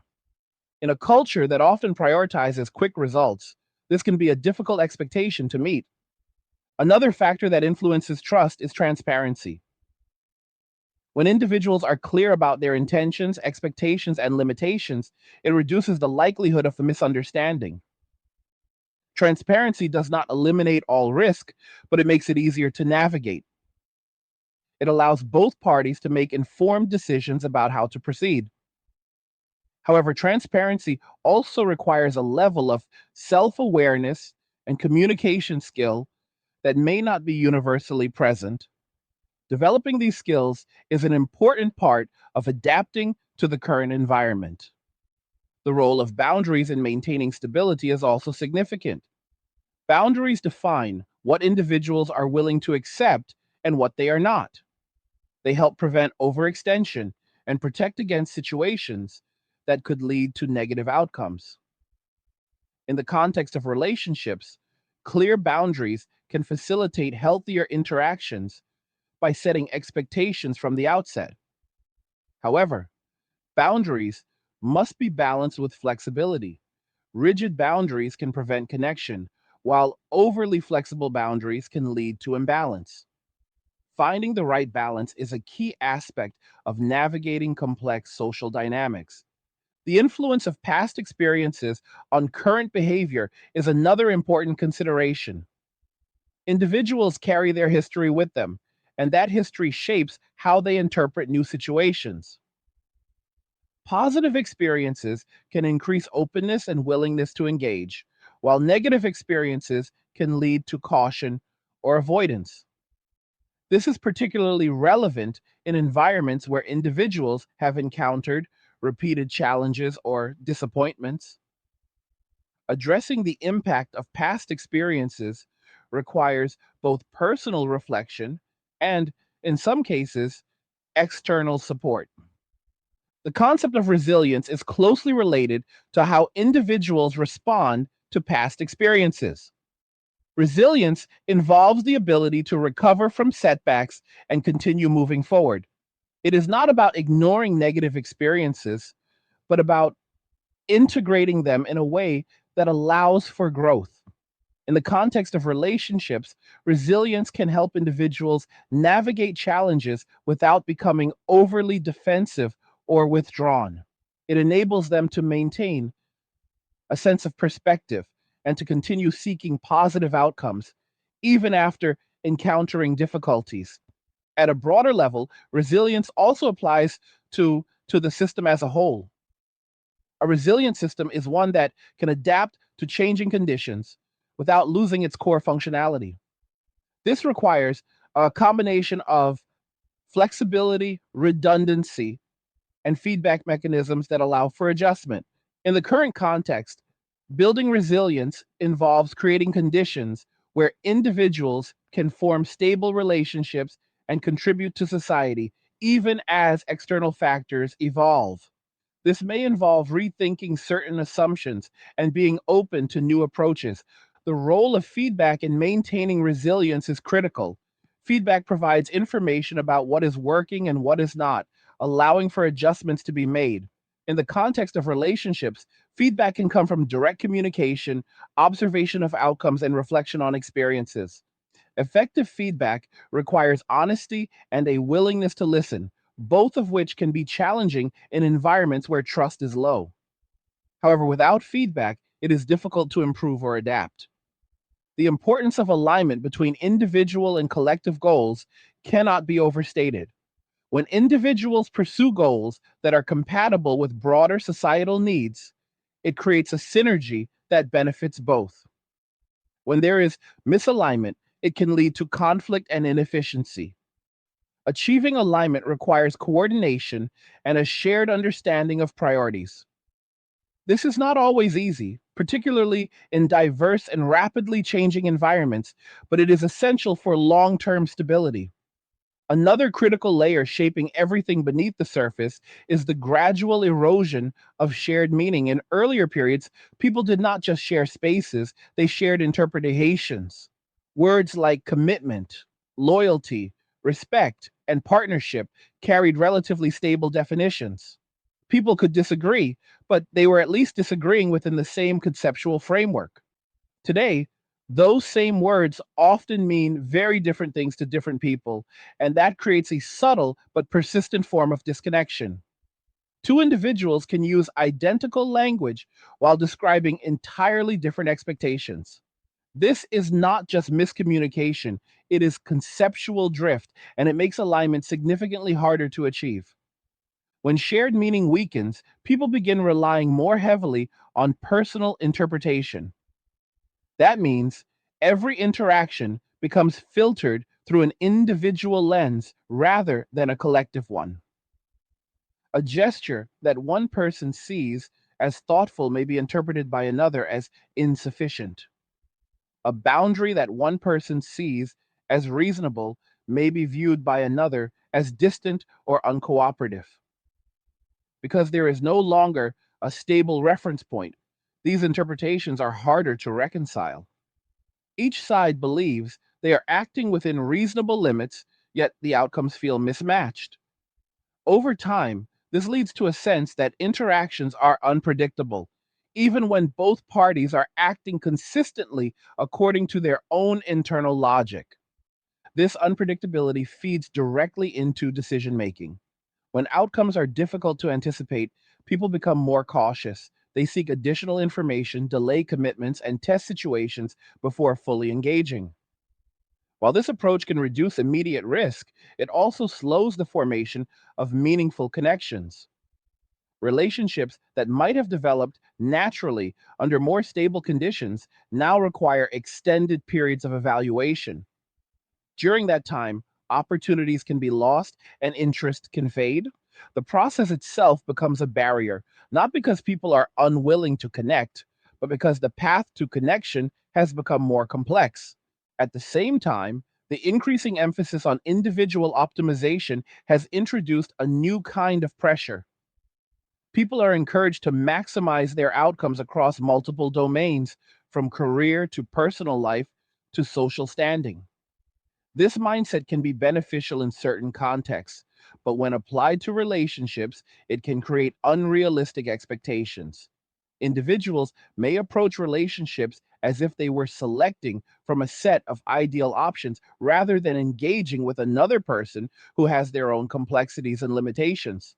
This can lead to a focus on what is missing rather than what is present, making it difficult to appreciate compatibility when it exists. This optimization mindset is reinforced by the way information is presented. Success stories are often highlighted, while the effort and compromise behind them are less visible. This creates an impression that optimal outcomes are more common than they actually are. When individuals compare their own experiences to these curated examples, they may feel that they are falling short, even when their situation is within a normal range. This can lead to dissatisfaction and a desire to continue searching for something better rather than investing in what is already available. Another important factor is the changing nature of social validation. In the past, validation was often derived from close relationships and community feedback. Today, validation can come from a wide range of sources, including online interactions that may not reflect deeper connection. This shift can influence how people evaluate their own experiences. External validation can provide a sense of affirmation, but it may not correspond to long term satisfaction. When validation becomes decoupled from meaningful connection, it can create a cycle where individuals seek more of it without addressing underlying needs. The relationship between autonomy and interdependence is also being redefined. Autonomy has been emphasized as a key component of personal development, and this has brought many benefits. However, autonomy does not eliminate the need for interdependence. Humans are inherently social, and long term well being often depends on the ability to form stable, supportive relationships. The challenge is to integrate autonomy with interdependence in a way that does not create conflict. This requires a nuanced understanding of boundaries, responsibilities, and shared goals. For men, this integration often involves reconciling the desire for independence with the potential benefits of partnership. When independence provides stability and predictability, the additional complexity of partnership must offer clear value to justify the transition. If that value is not evident, the incentive to engage remains low. For women, the integration involves balancing self sufficiency with the desire for connection, ensuring that independence does not become isolation. This balance is delicate and can shift depending on circumstances. The role of expectations around effort is another area where alignment is critical. Effort in relationships can take many forms, including time, emotional investment, and practical support. When expectations around effort are not aligned, it can lead to perceptions of imbalance. One person may feel that they are contributing significantly, while the other may not recognize those contributions in the same way. This disconnect can create tension, even when both parties are acting with good intentions. Clarifying expectations around effort and recognizing different forms of contribution can help address this issue. The concept of reciprocity is closely linked to effort. Reciprocity involves a balance of giving and receiving that feels fair to both parties. It does not require exact equivalence, but it does require a sense that contributions are acknowledged and valued. When reciprocity is absent or perceived to be absent, it can lead to dissatisfaction and withdrawal. Maintaining reciprocity requires ongoing communication and adjustment as circumstances and capacities change over time. Another dimension to consider is the role of long term orientation. Individuals who prioritize long term outcomes may approach relationships differently from those who focus on short term experiences. A long term orientation encourages investment, patience, and a willingness to navigate challenges.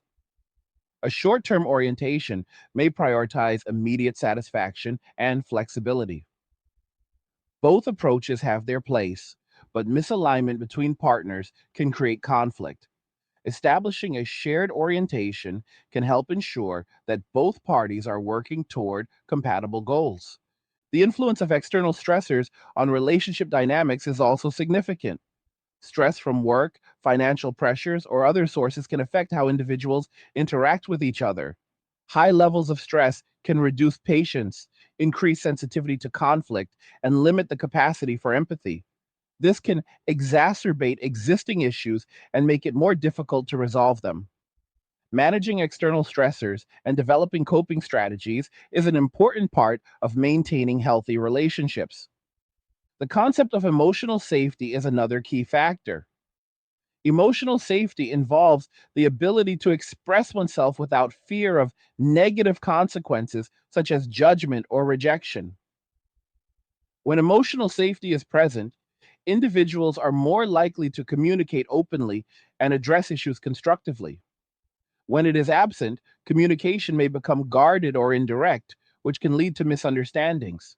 Building emotional safety requires trust, consistency, and a willingness to respond to others with respect and understanding. The role of shared experiences in building connection should not be underestimated. Shared experiences create a foundation of memories and understanding that can strengthen relationships. They provide opportunities for individuals to learn about each other and to develop a sense of partnership. In environments where interactions are limited or fragmented, the opportunity to build these shared experiences may be reduced. Creating opportunities for meaningful interaction can help address this gap. Another aspect to consider is the impact of societal narratives on individual behavior. Narratives about what constitutes a successful relationship, a desirable partner, or a fulfilling life can influence how individuals make decisions. When these narratives are diverse or conflicting, individuals may struggle to determine which path to follow. This can lead to uncertainty and hesitation. Developing a clear understanding of personal values and priorities can help individuals navigate these narratives more effectively. The importance of adaptability in this context cannot be overstated. As conditions change, individuals and relationships must be able to adjust. This includes adapting to new information, changing circumstances, and evolving goals. Adaptability requires flexibility and a willingness to reconsider assumptions. It also requires a level of resilience to manage the uncertainty that comes with change. The role of patience in achieving long term outcomes is another important consideration. Many of the benefits of relationships and personal development accrue over time, and they require sustained effort. In a culture that often emphasizes immediate results, patience can be undervalued. However, without patience, it is difficult to build the depth of connection and stability that supports long term well being. At the deepest level, what we are watching unfold is not just a shift in behavior, but a shift in belief about what is worth investing in. Every society runs on a set of invisible bets. People bet their time, their energy, their youth, and their trust on the assumption that certain paths will lead somewhere meaningful. For a long time, one of the most central bets was that building a stable relationship, forming a family, and contributing to a shared structure would produce a life that felt anchored, respected, and secure. That bet is now being questioned, not in theory, but in practice. When enough individuals begin to doubt the outcome of a bet, they do not need to protest loudly. They simply stop placing it. This is why the shift feels quiet and yet so significant. There is no single moment where everything changes. There is no universal declaration that the system no longer works. Instead, there are millions of small decisions made independently. A man decides not to pursue. A woman decides to wait longer. Another person decides to prioritize stability over connection. Another decides to avoid complexity altogether. Each decision on its own seems minor, but collectively they alter the trajectory of the entire system. The absence of action becomes more influential than action itself. One of the reasons this shift is difficult to address is that it challenges deeply held assumptions about how social systems function. Many frameworks assume that if a system is beneficial, people will naturally participate in it. When participation declines, the instinct is to assume that people need to be reminded of the benefits or encouraged to return. But this assumes that the perceived benefits have remained constant. If individuals no longer see the same value, then increasing pressure does not restore participation. It can have the opposite effect by reinforcing the perception that the system is not operating on voluntary terms. This brings us to the concept of perceived fairness over time. Fairness is not just evaluated at a single point, it is evaluated across the entire timeline of an experience. A system can feel fair at the beginning, but unfair in its outcomes, or it can feel demanding at the beginning, but rewarding over time. What matters is the overall arc. When individuals look back and conclude that the arc does not justify the investment, they adjust their behavior accordingly. This retrospective evaluation plays a significant role in shaping future decisions, both for the individuals involved and for those observing their experiences. Another important element is the role of predictability. Predictability allows individuals to plan, to invest, and to commit with confidence. When outcomes become less predictable, the willingness to make long term commitments declines. This is not a reflection of a lack of character or discipline. It is a rational response to uncertainty. If the same input can produce widely different outcomes, the incentive to provide that input diminishes. Restoring predictability requires not only stable conditions, but also clear and consistent rules that are applied fairly. The interaction between individual perception and collective reality is also critical. Individuals make decisions based on their perception of the environment, which may or may not align perfectly with objective conditions. However, perception drives behavior, and behavior shapes reality. If enough people perceive a system as unfavorable, their collective behavior can make it so, even if the initial conditions were more balanced. This feedback loop means that addressing perception is just as important as addressing underlying structures. Both must be aligned to produce sustainable change. One of the more subtle shifts is the redefinition of success at the individual level. As traditional markers of success become less reliable or less appealing, individuals begin to develop alternative definitions. For some, success may mean maximizing personal freedom and minimizing obligation.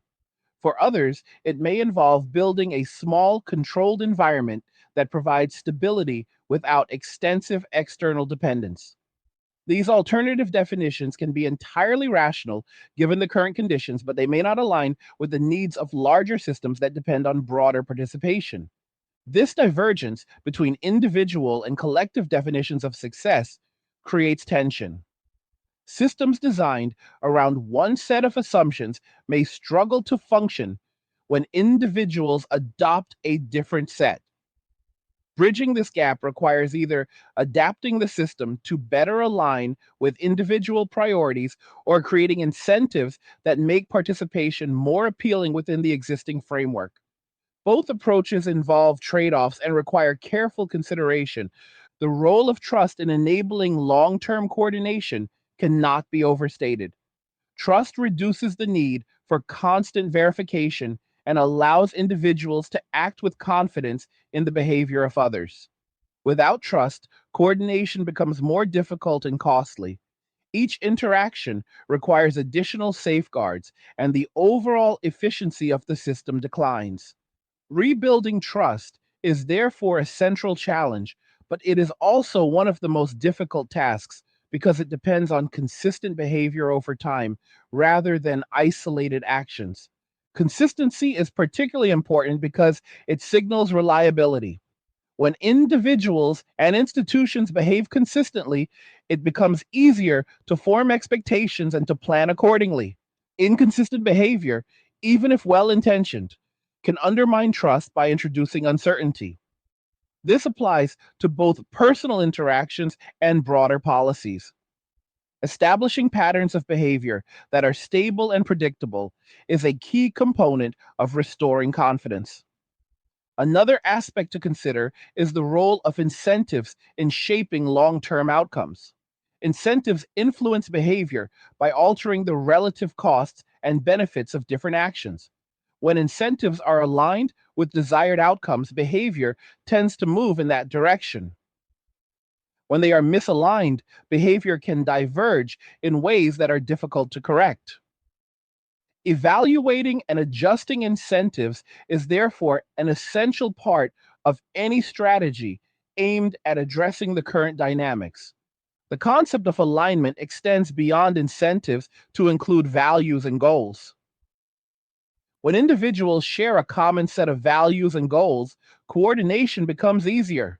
When these elements are misaligned, even well designed systems can struggle.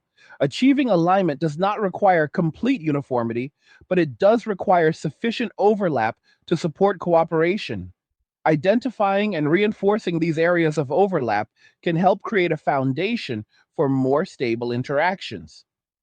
The importance of communication in achieving alignment is clear, but it is often complicated by differences in perspective and experience. Effective communication requires not only clarity of expression, but also active listening and a willingness to consider alternative viewpoints. In environments where communication is polarized, finding common ground can be challenging. Creating spaces for constructive dialogue is therefore an important step in addressing these issues. Another factor that influences outcomes is the distribution of resources. Access to resources such as education, financial capital, and social support can affect an individual's ability to navigate complex environments. Disparities in resource distribution can lead to unequal outcomes, which can in turn influence perceptions of fairness and opportunity. Addressing these disparities is an important part of creating conditions that support broader participation. The role of adaptability in responding to changing conditions is also critical. Systems that are able to adjust to new information and evolving circumstances are more likely to remain functional over time. This requires mechanisms for feedback, evaluation, and adjustment. It also requires a willingness to experiment with new approaches and to learn from both successes and failures. At the individual level, adaptability involves developing skills that allow for effective navigation of complex environments. This includes not only technical skills, but also social and emotional competencies. The ability to communicate effectively, to manage conflict, and to build trust are all important components of adaptability. Investing in the development of these skills can improve individual outcomes and contribute to broader stability. The interplay between short term and long term considerations is another important element. Decisions that prioritize short term benefits may not always support long term stability. Conversely, decisions that focus on long term outcomes may require short term sacrifices. Balancing these considerations is a key challenge for both individuals and institutions. Encouraging a long term perspective can help align actions with desired outcomes, but it requires a level of patience and discipline that may be difficult to maintain in the face of immediate pressures. The concept of resilience ties many of these elements together. A resilient system is one that can absorb shocks, adapt to change, and continue to function effectively. Building resilience involves creating redundancy, maintaining flexibility, and ensuring that critical functions can be sustained under a variety of conditions. In the context of relationships and social dynamics, resilience involves fostering trust, maintaining communication, and supporting individuals in navigating challenges. Finally, it is important to recognize that the current situation, while complex, also presents opportunities for innovation. As existing models are questioned, there is space for new approaches to emerge. These approaches may involve rethinking how relationships are structured, how communities are formed, and how institutions operate. Innovation in this context requires a willingness to challenge assumptions and to explore alternatives while remaining grounded in principles that support stability and well being. The path forward is unlikely to be linear or uniform. Different individuals and groups will explore different strategies, and some will be more effective than others. Over time, patterns will emerge, and successful approaches can be identified and expanded. This process will require ongoing evaluation and adaptation, as well as a commitment to learning from experience. In closing, the dynamics we are observing reflect a complex interplay of incentives, perceptions, and structural changes. Addressing these challenges requires a comprehensive approach that considers both individual behavior and systemic factors. By focusing on trust, alignment, and adaptability, it may be possible to navigate this period of transition and to develop more stable and effective models for the future. To the 1 hour gang that made it all the way to the end, respect, because most people will hear the noise, but only a few will sit with the full picture long enough to actually understand it. If you're enjoying these angry guy videos and you want to support the channel, you can buy me a Red Bull using the link in the description. It keeps the engine running and helps me keep breaking this down at a level most people avoid. Let me know what you think about everything we covered. Whether you agree, disagree, or see it differently, drop your thoughts in the comments because that is where the real conversation happens. Like the video, if you like it, don't forget to subscribe. And if you like the video, share the video. And just remember that all our roads lead to MWA, men walking away, and cheers. Nothing says you care like crypto. Nothing can compare. Nothing says you care like crypto. Oh, nothing can compare to crypto.